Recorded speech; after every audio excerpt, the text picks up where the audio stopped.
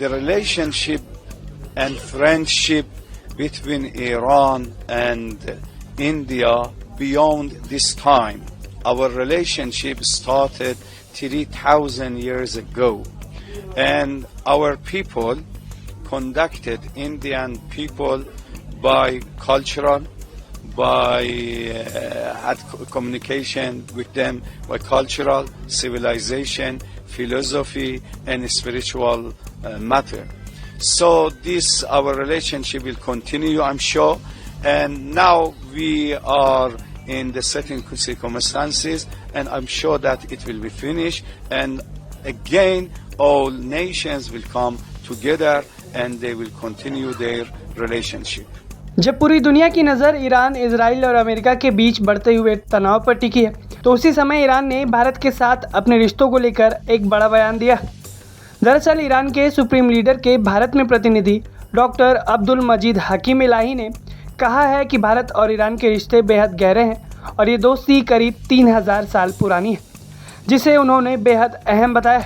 मौजूदा हालात में ये बयान काफ़ी अहम माना जा रहा है, क्योंकि मिडिल ईस्ट में जारी संघर्ष का असर अब पूरी दुनिया की राजनीति और अर्थव्यवस्था पर दिखने लगा है। ऐसे में ईरान ने साफ तौर पर यह संकेत दिया है कि भारत उसके लिए एक महत्वपूर्ण और भरोसेमंद साझेदार है। डॉक्टर अब्दुल मजीद हकीम ने कहा कि भारत और ईरान के बीच ऐतिहासिक, सांस्कृतिक और सभ्यतागत संबंध रहे हैं। सदियों से दोनों देशों के बीच व्यापार, संस्कृति और लोगों के बीच गहरे रिश्ते रहे हैं। उन्होंने भरोसा जताया है कि दोस्ती भविष्य में भी और ज़्यादा मजबूत होगी। आप खुद देखिए डॉक्टर अब्दुल मजीद हकीम ने क्या कुछ कहा है। The relationship and friendship between Iran and India beyond this time.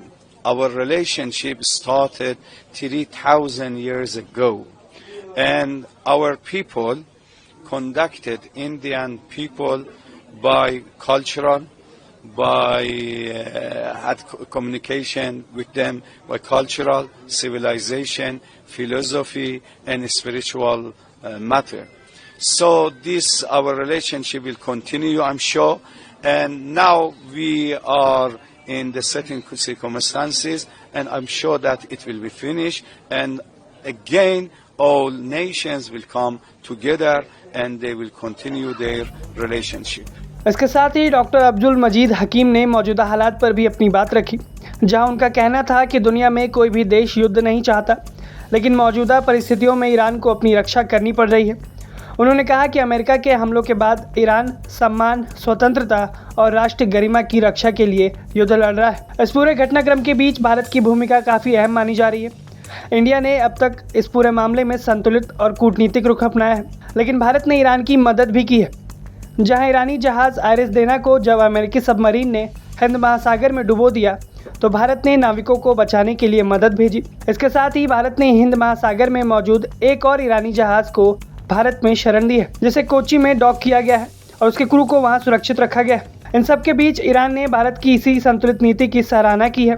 Doctor Abdul मजीद ने आगे कहा कि भारत हमेशा से एक जिम्मेदार और समझदार वैश्विक शक्ति के रूप में माना जाता है। ऐसे में संवेदनशील मुद्दों पर उसका संतुलित रुख बेहद महत्वपूर्ण है। उन्होंने ये भी याद दिलाया कि हाल ही में ईरान के सुप्रीम लीडर अली खamenei के मौत के बाद भारत की ओर से संवेदनाएं व्यक्त की गईं। भारत सरकार के प्रतिनिधि ने ईरानी दूतावास पहुंचकर शोक व्यक्त किया और भारत के विदेश सचिव ने वहां शोक संदेश भी लिखा। कुल मिलाकर मिडिल ईस्ट में बढ़ते तनाव के बीच ईरान का ये बयान काफ़ी मायने रखता है। जब वैश्विक राजनीति तेज़ी से बदल रही है, तब ईरान ने साफ संकेत दिया है कि भारत उसके लिए सिर्फ एक साझेदार नहीं, बल्कि हजारों साल पुराना एक दोस्त है।